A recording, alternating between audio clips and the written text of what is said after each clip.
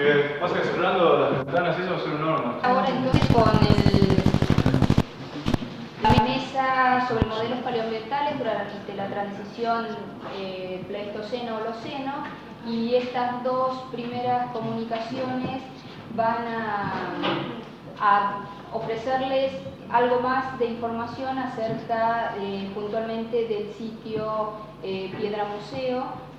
Por un lado, la geoarqueología, que es lo que va a presentar Adriana Blasi, y luego los aspectos palinológicos del sitio. Y luego continuaremos con las otras comunicaciones sobre distintos temas, también apuntando a la cuestión de la reconstrucción de los ambientes para este periodo transicional. Entonces, la primera ponencia, cuyos autores son Marcelo Zárate, Adriana Blasi y Jorge Rabasa, es sobre la geoarqueología de Piedra Museo, y es lo que va a presentar Adriana.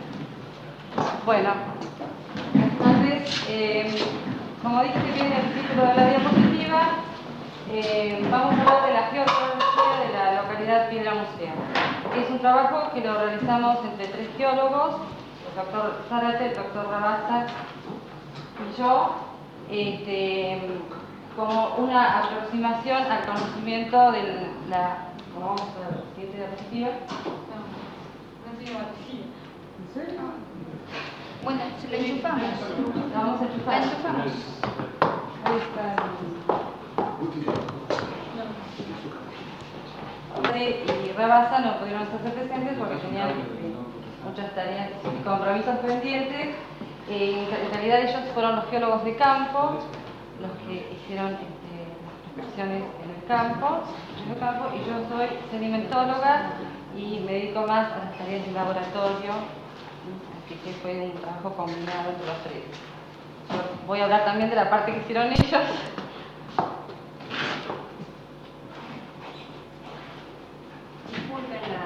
De la localidad Piedra Museo, un trabajo realizado por los que están ahí. La siguiente. Acá puse cuáles fueron los objetivos de realizar este trabajo geoarqueológico. Los objetivos principales fueron presentar un marco de referencia para esas ocupaciones humanas de la localidad Piedra Museo, reconstruir las condiciones paleoambientales, evaluar la dinámica del paisaje durante las ocupaciones y evaluar los procesos de formación de sitios, que después vamos a ver la importancia de este último punto u objetivo. Siguiente. Para el logro de estos objetivos se aplicaron distintas escalas de análisis o niveles de resolución espacial, o sea, un nivel regional, una escala zonal, una escala local y una escala de sitio. Siguiente. A escala regional y zonal se realizó el reconocimiento, esto lo puse, de la descripción de las unidades formacionales, o sea, los geólogos vemos esto, las formaciones aflorantes en el área y los perfiles tipos. La escala regional, como ven acá, abarca unos 200 kilómetros cuadrados alrededor de la localidad Piedra Museo. Y la escala zonal, un poco más pequeña, cubre aproximadamente un área de 10 kilómetros cuadrados. Siguiente. Con los resultados de estos análisis de las unidades aflorantes y de los perfiles tipos, uno puede alcanzar el conocimiento de obtener un marco de referencia geomorfológica del sitio, qué ha pasado con la dinámica geomorfológica, y realizar una cronología relativa de las unidades del paisaje que luego nos van a poder servir para hacer una correlación con las propias del relleno del sitio. La siguiente. A escala local y de sitio, que ya vimos que son de menor magnitud, sirven para hacer el análisis propiamente estratigráfico de los depósitos e interpretar la génesis del área. La escala local abarcó unos 400 metros cuadrados, involucró al área adyacente al sitio arqueológico, AEP1, y se realizó mediante sondeos y pozos de observación. A escala de sitio, cubrió un área de 8 metros cuadrados y se realizaban los perfiles estratigráficos en las cuadrículas. Siguiente. La escala local y de sitio permite conocer la estratigrafía de los depósitos de la cubierta, y la de sitio, lo que les decía hoy, estimar el grado de resolución del registro arqueológico. Bueno, ahora apagamos eso y seguimos con las diapositivas. En esta diapositiva estaríamos a una escala de análisis local. Vemos la localidad de Piedra Museo se emplaza en lo que sería el extremo nororiental del macizo del Deseado. El rasgo geomorfológico más importante de esta zona es un relieve mesetiforme, fuertemente disectado por cañadones, que responden a varios ciclos de reactivación y cambios de nivel de base que produjo esa erosión de tipo fluvial y la apertura de cañadones en los relieves mesetiformes. Las exposiciones de los afloramientos son aisladas, de pocos kilómetros de extensión. En Piedra Museo es una exposición de 12 kilómetros. ¿Y qué es lo que aflora en el área? Afloran rocas jurásicas, que son vulcanitas, de una formación denominada bajo cobre, rocas cretácicas, que para nosotros son descritas como tobas, rocas piroclásticas y epiclásticas, de la formación La Matilde, que es la que tiene incluidos troncos silicificados y nódulos silíceos. Afloran estas sedimentitas del Eoceno, que son sedimentitas marinas, o sea, son calizas coquinoides, y afloran cerca también unas vulcanitas de la formación Cerro del Dos. Todos estos pequeños afloramientos es lo que ustedes pueden identificar en el área cercana a Piedra Museo. Aquí lo que se ve es el afloramiento de las sedimentitas eocenas, que también se rompió. Una diferencia que en esta foto todavía no se ve, de niveles de sedimentación, y acá un bajo relacionado a la red de drenaje del Zanjón El Hornia. El Zanjón El Hornia es un curso que atraviesa la región de Piedra Museo. Siguiente. Acá vemos estaríamos en una aproximación al sitio. Vemos las sedimentitas estas eocenas, son calizas coquinoides de ambiente marino, con cemento ferruginoso. Aquí se nota cierta estratificación. La pared oriental, esto está visto desde el este, es bastante abrupta. Después vamos a ver que hacia el oeste las pendientes son mucho más suaves, respondiendo al buzamiento de las capas. Aquí está prácticamente disectado esta punta, y este es el sitio Piedra Museo. Acá hay un cañadón, producto de erosión hídrica de algún tributario o de la red de drenaje del Zanjón El Hornia, que pasaría por acá. Este cañadón tiene aproximadamente 20 metros. En todos los sistemas mesetiformes que están erosionados se producen estos cañadones muy estrechos, de paredes muy abruptas, y la red de drenaje subterránea tiene un gradiente hacia el este, o sea que de encontrar vertientes o manantiales los encontraríamos en esta zona. La siguiente. Esta es otra vista. No es la primera.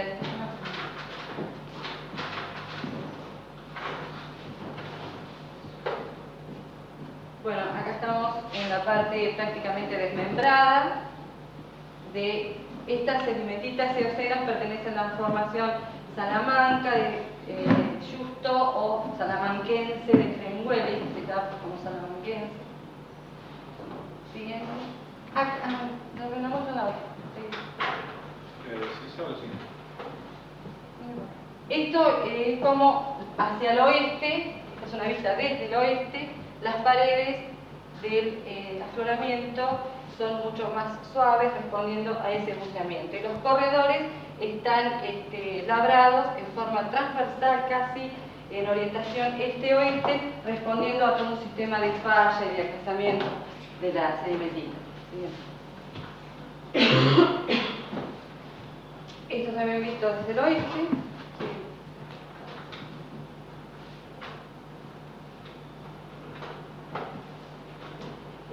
La formación en alero, ustedes ven ciertas concavidades en las paredes de los cañadones que responden a lo que se conoce como pendientes acampanadas y que son procesos de meteorización de la roca, favoreciendo formas cóncavas, que es lo que después favorece la formación de aleros o la utilización de esas concavidades como habitación o recuerdo. Sí.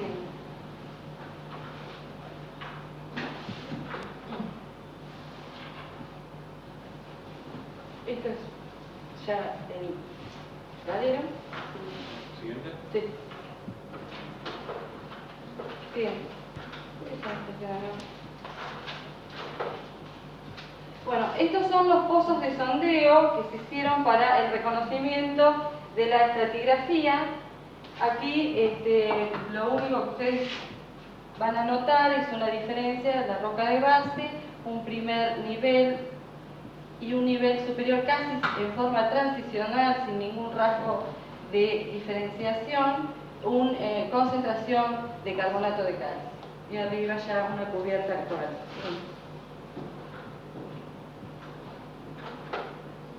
Bueno, en el desnivel topográfico entre, digamos, la zona del alero, donde está la sedimentita y el cañadón, hacia el zanjón, el órgano, se produce un salto topográfico. Hay dos niveles.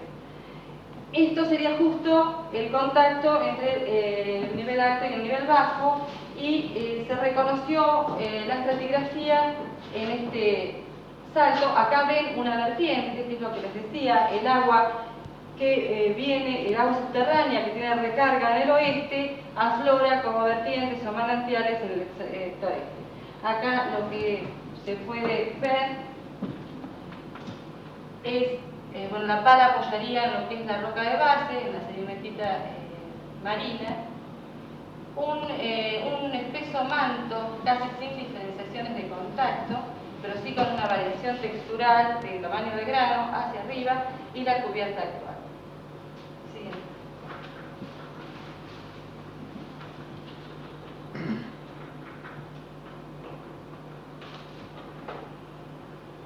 Bueno, esto es lo mismo. Y después ahora vemos el sector del alero. Estas son lo que les decía, las concavidades, y que la presencia de concavidades hacia arriba indicaría antiguos niveles topográficos. Esto hay una excavación por reactivación del sistema de drenaje. Esto es una superficie que ha ido encajonándose. Esta es la superficie actual.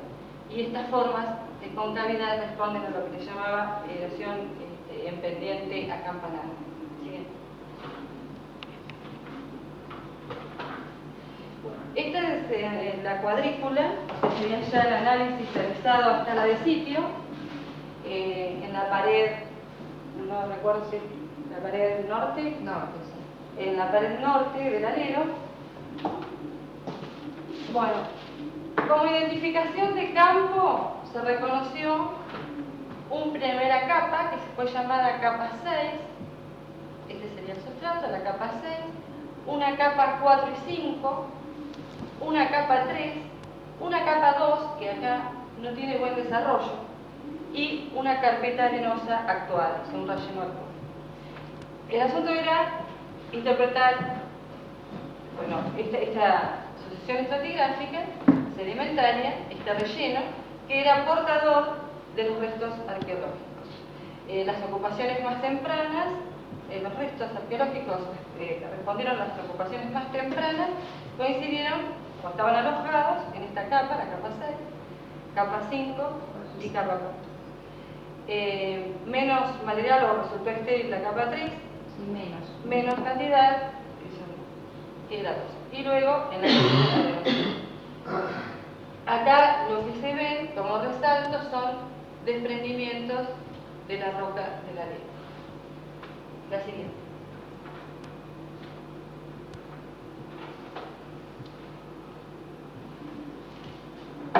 Esta es otra vista de la cuadrícula. Lo que se puede ver acá, sí, es que está truncado en la capa 2. Esta sería esta más clara que ven acá, es la capa 2, que pasa a este nivel más verdoso, que sería la capa 3, que ven que tienen como un agrietamiento. Esto responde al mayor contenido de coloides y arcilla.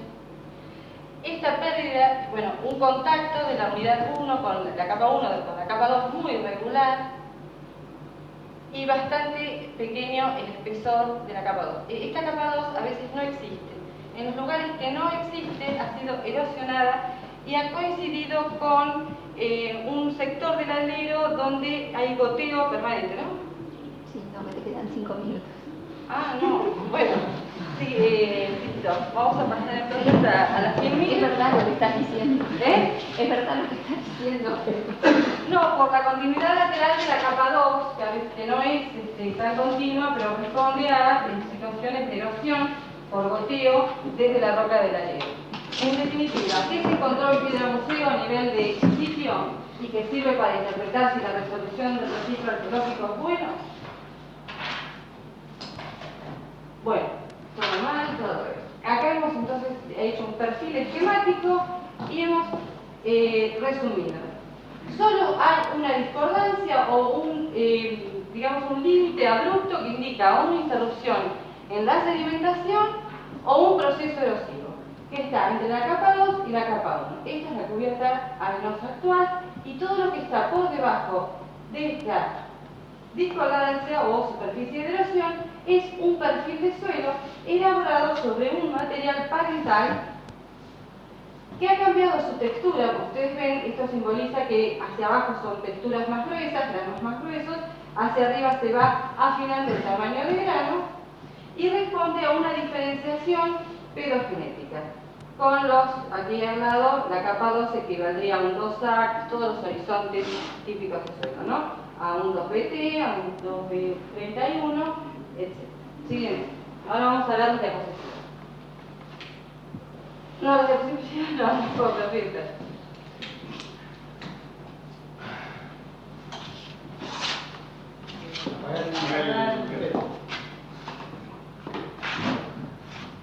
¿Tienes que cargar todo de vuelta? No. Sacar la tabla.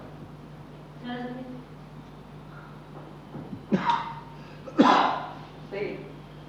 Entonces, en la escala de sitio, esto es para resumir. Los depósitos de ladero, entonces, tienen un solo, como dije, evidencia de un cese de la sedimentación y una sedimentación posterior. La textura, la estructura y el color responden, desde la capa 2 a la 6, a un perfil de suelo. El suelo se desarrolla a partir de un material parental, ¿sí? De una granometría casi constante. La variación, porque esto implica composición, mineralogía de esos sedimentos, a qué responden, bueno, la mineralogía mirada, observada, analizada, nos está indicando que el aporte de esos sedimentos proviene de varias áreas. Puede ser un eólico distal, un eólico proximal y uno de derrumbe. Y todos esos cambios que vimos en el perfilito de los tamaños de grano desde el sustrato hacia la capa arenosa actual responden más que nada al proceso de lavado y reorganización pedogénica. Siguiente. El proceso, entonces, ahora sí, vamos a ver qué pasó durante la ocupación humana. Por la cronología realizada en el sitio y de acuerdo al análisis y al balance pedológico sedimentario, se considera que a partir del 3000 la tasa de sedimentación, si bien era baja, predominaba sobre la pedogénesis. La superficie se iba modificando, a pesar de estar ocupada, se iba modificando lentamente por acreción, que es lo que nosotros llamamos cuando hay aporte sedimentario. Va creciendo la superficie en forma muy gradual, muy lenta, por un proceso acrecional. Siguiente. Durante eso, desde los 13.000 hasta los 10.000. Desde los 10.000 hasta los 7.000, ya el aporte sedimentario habría cesado, habría habido una estabilidad geomorfológica mayor y un incremento de la pedogénesis. Muy sutil, pero un comienzo de un incremento de la pedogénesis. Siguiente. Y a partir del 7.000 ya se habrían comenzado a diferenciar estos perfiles de suelo. Siguiente. La capa arenosa superior actual sería muy moderna, muy actual, y se vincula a los procesos de aridización de los últimos 100 años. Siguiente.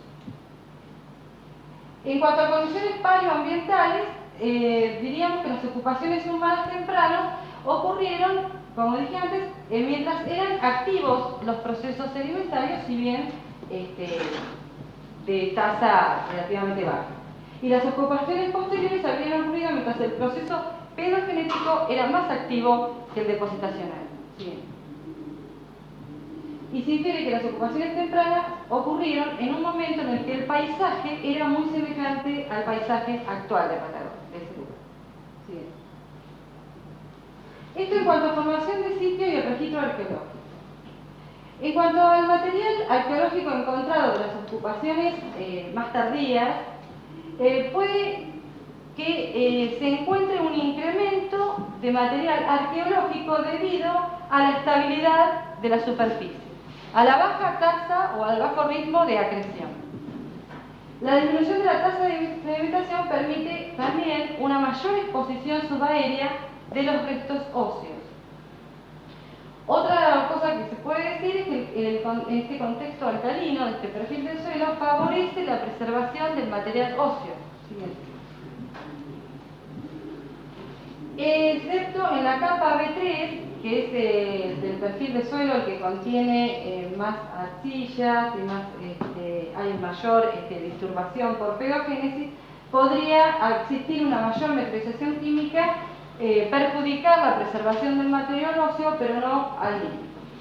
En las capas 5 y 6, que es la que contiene los restos arqueológicos de las ocupaciones más tempranas, se preservarían mejor las asociaciones primarias debido a la escasa disturbación por pedogénesis, y los procesos acelerados actualmente de cambios de nivel de base y de erosión podrían desplazar, revolver material arqueológico aún sepultado o semi-enterrado. Bueno, esa es la última diapositiva.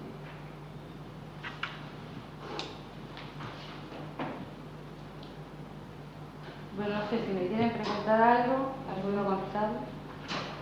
Sí. Ese proceso pedogenético que ven alrededor de 2000 más o menos, ¿puede estar relacionado a la ocupación del alero? O sea, que haya... Es que siempre estuvo ocupado.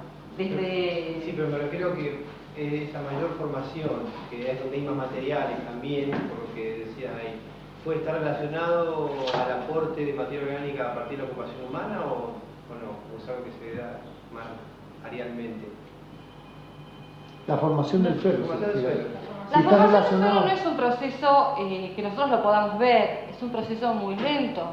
Para que un suelo, digamos esos suelos que nosotros decimos bien formados o de buen desarrollo, que nosotros podemos ver todo este tipo de perfil, 2A, BT, B3B, esa diferenciación de horizonte lleva muchos años, bajo condiciones climáticas apropiadas. En un horizonte muy joven, nosotros por ahí pisamos y parece que es un sedimento, sin embargo ya hay un proceso pedogenético muy sutil, que es lo que nosotros llamamos el proceso A, tenemos un horizonte A a C, donde el C, que es el madre, casi es muy parecido al A, salvo que el A tiene la materia orgánica y los restos vegetales, pero no está en esos horizontes bien definidos. Lo que acá se cree que el desarrollo de suelo empezó en los 7000, el gran desarrollo y la gran diferenciación de los horizontes. Pero a medida que estaba ocupado el alero, había un suelo incipiente, entre comillas, sin estar el horizonte B definido. Bueno, ¿fue un proceso a nivel de sitio o regional, digamos, esa formación de suelo? No, es a nivel regional. Pero no siempre, como los horizontes de un perfil de suelo responden a un montón de variables, como es topografía, pendiente, no, en un caso podés tener unos horizontes que vos no los podés seguir regionalmente porque cambia la topografía, entonces a lo mejor acá tenés un B bien desarrollado y acá lo tenés más corto, porque bueno, hay un drenaje impedido, tenés que ver todo eso, drenaje impedido. Entonces, no es que es toda una carpetita muy prolija de A, B, C, y el A, B, C lo sigo en todos lados, sino que puede truncarse. Ulises. Vos reconoces un eólico ahí arriba que tendría 100 años, más o menos. La última, lo que se llamó carpeta arenosa, esa, sí. Perfecto. Ese proceso de arenización, ¿ustedes lo podrían vincular con, digamos, la degradación antrópica del área? ¿O sería con un factor puramente... No, pienso que debe haber procesos también de perturbación antrópica. Yo te digo que a nivel sedimentológico es una arena gravillosa, limosa gravillosa, hay muchas modas, es un sedimento polimodal.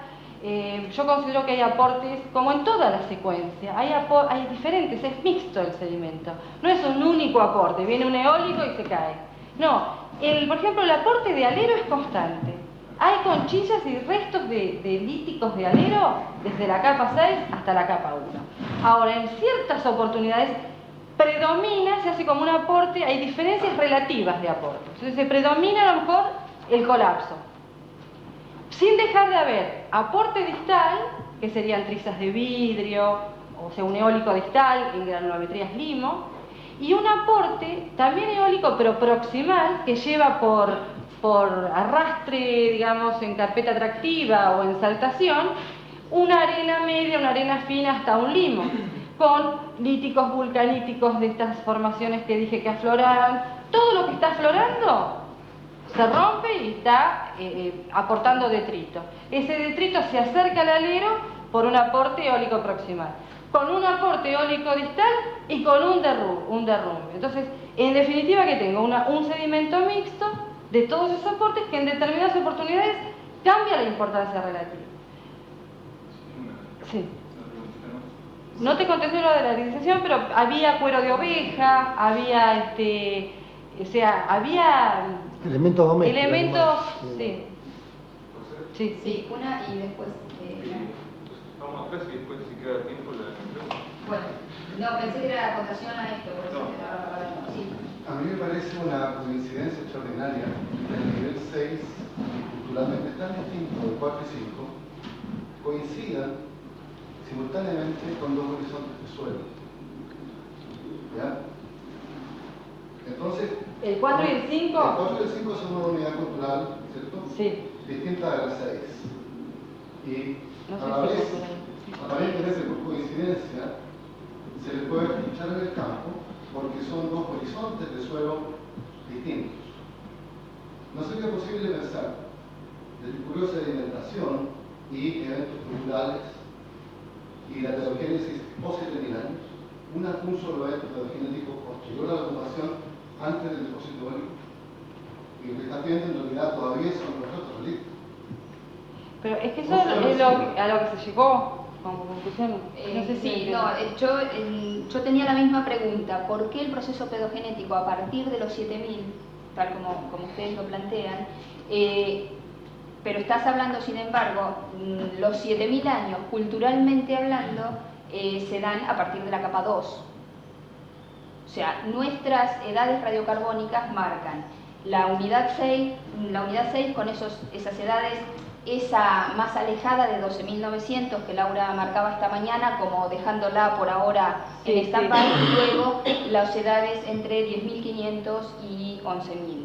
Y luego las unidades 4 y 5, las capas 4 y 5, marcarían una diferencia cronológica y cultural respecto de las 6. Pero ustedes están hablando de 7.000 años, el inicio de pedogénesis a partir de los 7.000 años. De la diferenciación de horizontes. A partir de todo ese relleno. De todo el paquete. Ya el paquete estaba. Sí. Empieza a comenzar la diferenciación de horizontes, se produce cuando empieza a haber un gran lavado, sí, percolación de coloides, sí, y diferenciación de la textura original del depósito. Entonces, ¿cuál es? Bueno, no sé si podés responderle a Mario, pero yo tenía digamos, mi pregunta también apuntaba a eso. No entiendo entonces cuál es el proceso por el que ustedes piensan que hay mayor exposición de los materiales óseos posibles en la capa 3, cuando el nivel de pedogénesis es más alto. No, estarían menos preservados en la 3. En la 3. Sin embargo, hay más. No hay más. Es la capa con menor cantidad de material. Bueno, pero la capa 3 es un tiempo condensado. Sí, porque tiene poco espesor sí, y es la para capa donde está marcado casi el un terreno. igual intervalo temporal que pueda tener una de abajo, Sí. con menos espesor. Eso te está indicando que hay una estabilidad relativa del paisaje, que si bien hay acreción, Sí. es muy lenta. Eso es entre Entonces, 9.000 y 7.000, digamos. Entonces vos podés tener registros de varias ocupaciones en ese tiempo condensado, que es la capa 3. Lo que pasa es que nosotros no pudimos ver si hay mezcla de ocupaciones, pero no es puede lo que se ve, existir claro. una concentración preferencial ahí porque es que representa esa capa un tiempo condensado. O sea, mucho tiempo, Sí. pero representado en el registro por En una poco poca espesor, potencia. Sí. Sí, Mario, no sé si... No, espera un tachito, no sé si quería... Lo que pasa es que en una diapositiva de la mañana se veía muy bien, de que realmente el nivel 6 es diferenciable en el terreno de 4 y 5. Sí, bueno, acá es... Tiene un color distinto. Sí. Y es demasiada coincidencia, insisto, que un horizonte de suelo se desarrolla exactamente justo en dos diferentes niveles de cultura. Sí, porque los horizontes de suelo, lo que pasa es que es muy difícil para el que no es geólogo entender el proceso pedológico. A veces nosotros creemos que el suelo viene como una carpeta y se asienta, necesita de un material parental. Pero ese material parental no quiere decir que responda a una única proceso depositacional. Puede tomar el desarrollo del suelo a lo mejor 2 episodios de depositación, pero lo afecta a toda esa columna. No sé si me explico. Sí, sí. Un mismo suelo puede dar lugar a No, por dos ejemplo, formaciones yo distintas. tengo una barra de conchillas y arriba un depósito eólico o de playa de arena. Y después vienen unas condiciones climáticas que favorecen la formación de un suelo. Y el suelo afecta a la arena y a la conchilla. Pues eso lo voy a hacer. Entonces, ¿qué? Se llaman suelos complejos, porque están afectando a 2 unidades litoestratigráficas, de distinta procedencia, de distinta composición. Pero el proceso pedológico es único, afectó a las 2. Empezó a diferenciar sus horizontes tomando esos paquetes sedimentarios sin importarle que uno era del Eoceno, el otro era del Paleoceno, uno era de conchilla y el otro era de otra cosa. Por supuesto que va a determinar la composición de ese paquete qué tipo de horizontes y qué tipo de suelo se va a desarrollar. Es muy complejo el tema suelo, ¿no? Y aparte no soy experta en suelo. Sí, la capa 6 tiene mucho derrubio, hay un aumento, un predominio del aporte por derrubio, tiene granulometría más gruesa. Yo ahí tenía para mostrar los histogramas, que uno si recalcula, yo por ejemplo recalculé todo el material de lavado, podría llegar a tener toda la secuencia una granulometría bastante similar a ese material parental, después modificada por el proceso pedogenético. Bueno. Muchas gracias.